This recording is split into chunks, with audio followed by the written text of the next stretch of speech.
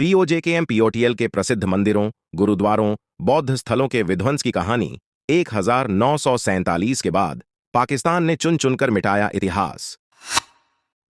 देश विभाजन के बाद पाकिस्तानी कबायलियों ने 22 अक्टूबर 1943 को जम्मू कश्मीर में हमला कर दिया था। उन हथियारबंद कबायलियों के साथ पाकिस्तानी सैनिक भी शामिल थे, जिन्होंने हजारों की संख्या में निर्दोष हिंदुओं, सिखों की हत्या की थी और वर्षों पुराने मंदिरों, गुरुद्वारा और बौद्ध धर्म के धार्मिक स्थलों पर तोड़फोड़ की थी। इसके साथ ही कबायलियों ने उन पवित्र स्थानों को गलत कार्यों के जरिए अपवित्र भी कर दिया था। इतना ही नहीं, उन कबायलियों और पाकिस्तानी सैनिकों ने हिंदू, सिख पुरुषों की हत्या करके उनके घर की महिलाओं, बेटियों के साथ बलात्कार किया था। इन घटनाओं के बाद उस वक्त बड़ी संख्या में लोग विस्थापित होने के लिए मजबूर हो गए थे। बीते 73 सालों भी पीओजेके और पीओटीएल में बचे मंदिरों, गुरुद्वारों और बौद्ध स्थानों को भी हमलावरों ने चुन चुन क्षतिग्रस्त किया है। वहां मौजूद मंदिरों, गुरुद्वारों की इमारतें पूरी तरह से खंडित हो चुकी हैं, जहां पर वहां के स्थानीय नागरिक अब पशुओं को रखते हैं। शारदा पीठ, भारतीय सभ्यता व संस्कृति का केंद्र, हिंदुओं का यह धार्मिक स्थल लगभग 5000 वर्ष पुराना है। प्राचीन काल से कश्मीर को शारदा पीठ के नाम से ही जाना जाता है, जिसका अर्थ है देवी शारदा का निवास। यह मंदिर पाकिस्तान के कब्जे वाले क्षेत्र नीलम नदी के तट पर स्थित है। पाकिस्तान के कब्जे में जाने के बाद धीरे धीरे यह मंदिर खंडित हो चुका है। मान्यता है कि देवी सती के शरीर के अंग उनके पति भगवान शिव द्वारा लाते वक्त यहीं पर गिरे थे, इसलिए यह 18 महाशक्ति पीठों में से एक है, या कहें कि ये पूरे दक्षिण एशिया में एक अत्यंत प्रतिष्ठित मंदिर शक्तिपीठ है। आज भारतीय हिंदू माता के दर्शन के लिए उत्सुक रहते हैं, लेकिन पाकिस्तान के कब्जे में होने के कारण कोई भारतीय आसानी से यहां नहीं जा पाता है। 1948 तक गंगा अष्टमी पर नियमित शारदा पीठ यात्रा शुरू होती थी। भक्त नवरात्रों के दौरान मंदिर भी जाते हैं। मंदिर के आसपास कई अन्य छोटे खंडित मंदिर और हिंदू पूजा स्थल आज भी मौजूद है। शारदा विश्वविद्यालय, जम्मू कश्मीर के प्रोफेसर अयाज रसूल नाजली वर्ष 2007 में शारदा पीठ गए थे। ये पीओजेके में मुजफ्फराबाद से 160 किलोमीटर दूर है। शारदा पीठ को वहां के लोग शारदा पीठम भी कहते हैं। शारदा पीठ सिर्फ हिंदुओं के लिए ही नहीं, बल्कि बौद्ध धर्म के लिए भी अहम है। यहां से ही कल्हण और आदिशंकर जैन दार्शनिक निकले थे। नाजली ने अपने पुस्तक इन सर्च ऑफ रूट्स में लिखा है कि कनिष्क के शासनकाल के समय शारदा सेंट्रल एशिया में सबसे बड़ी शैक्षिक संस्थान था। इस संस्थान में बौद्ध धर्म के अलावा इतिहास, भूगोल, संरचना विज्ञान, तर्क और दर्शन शास्त्र की शिक्षा दी जाती थी। उन्होंने बताया कि इस विश्वविद्यालय में अपनी खुद की एक लिपि भी विकसित की थी, जिसे शारदा लिपि के नाम से जाना जाता है। उन्होंने बताया कि उस वक्त इस विश्वविद्यालय में दुनिया की सबसे बड़ी पुस्तकालय भी थी। पाकिस्तान के कब्जे वाले मीरपुर शहर में वर्षों पहले कई मंदिर थे, जिनमें से अधिकांश मंगला बांध के निर्माण के समय जलमग्न हो गए थे। आज भी मंगला डैम में पानी का स्तर कम होने पर मंगला देवी मंदिर स्पष्ट रूप से दिखाई देता है। ट्रिप एडवाइजर जैसी यात्रा पुस्तकों में भी मीरपुर में एक शिवाला मंदिर और बाणगंगा मंदिर के बारे में वर्णन है।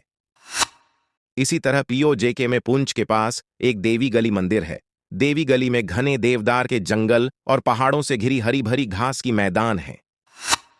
देवी गली का नाम इस क्षेत्र के इतिहास से जुड़ा हुआ है। स्थानीय लोगों के अनुसार यह स्थान पाकिस्तान द्वारा इस क्षेत्र पर कब्जे से बरसों पहले से हिंदुओं के लिए एक पवित्र पूजा स्थल था। मीरपुर में क्षतिग्रस्त मंदिर, अली बेग गांव में सिखों के लिए अली बेग गुरुद्वारा एक लोकप्रिय पूजा स्थल था, जिसे पीओजेके में पाकिस्तानी अधिकारियों ने अब मोहम्मद यकूब शहीद हाई स्कूल फॉर गर्ल्स में बदल दिया है। स्कूल में तब्दील होने से पहले यहां पर पुलिस स्टेशन और साबुन का कारखाना भी हुआ करता था। पाकिस्तान में मौजूद मंदिरों का सच 2014 में पीओजेके में पुरातात्विक स्थलों के दस्तावेज इकट्ठा करने के लिए प्रयास किया गया था। सर्वेक्षण के अनुसार थोरची किला, शारदा किला, चक किला, बरनाद किला, अयन किला, रणबीर सिंह बरदरी, हिंदू मंदिर, रॉक कट अभयारण्य, बारादरी कुएं, अली बेग गुरुद्वारा और स्मारक ऐतिहासिक छापों वाले रॉक बोल्डर का दस्तावेजीकरण किया गया था। शोधकर्ताओं ने पाया कि वहां अब यह सभी स्थान आवारा पशुओं और मादक पदार्थों का आश्रय बन गया है। करगह बुद्ध। करगह बुद्ध एक पुरातात्विक स्थल है जो गिलगित के बाहर लगभग 6 मील 9.7 किमी दूर पर स्थित है। यहां एक खड़े बुद्ध की नक्काशीदार प्रतिमा है, संभवतः 7वीं शताब्दी की है। गिलगित में बोली जाने वाली शिण भाषा में इसे यशान या यक्षिणी कहते हैं। स्कर्दू टाउन के पास मेंथल गांव में स्थित मंथल बुद्ध रॉक एक बड़ी ग्रेनाइट चट्टान है जिस पर भगवान बुद्ध की तस्वीर उकेरी गई है जो संभवतः 8वीं शताब्दी की है। बुद्ध रॉक स्कर्दू में बौद्ध धर्म के महत्वपूर्ण अवशेषों में से एक है। इस नक्काशी के बारे में दुनिया को 20वीं शताब्दी में पता चला है। 1906 में स्कॉटिश यात्री एला क्रिस्टी ने पश्चिमी तिब्बत की अपनी यात्रा पर एक पुस्तक लिखी और अपनी पुस्तक में नक्काशी को प्रदर्शित किया था, जिसके बाद इस नक्काशी ने अंतर्राष्ट्रीय स्तर पर सबका ध्यान खींचा था। स्कर्दू में गुरुद्वारा। स्कर्दू में छोटा नानकियाना गुरुद्वारा स्थित है। माना जाता है कि सिख धर्म के संस्थापक गुरु नानक देव चीन से वापस आ रहे थे, तब वह इस जगह पर रुके थे। इसे स्थानीय लोगों द्वारा अस्थाना नानक पीर भी कहा जाता है। यह स्कर्दू किले से 2 किलोमीटर की दूरी पर स्थित है। हर साल गर्मियों में हजारों लोग इस जगह पर दर्शन करने आते हैं। देखरेख नहीं होने के कारण गुरुद्वारे की इमारत की स्थिति आज अच्छी नहीं है। पाकिस्तान के कब्जे वाले जम्मू कश्मीर POJK में ऐसे बहुत सारे धार्मिक पवित्र स्थल आज भी मौजूद है जिनका रखरखाव नहीं होने के कारण उनकी इमारत ढह गई है।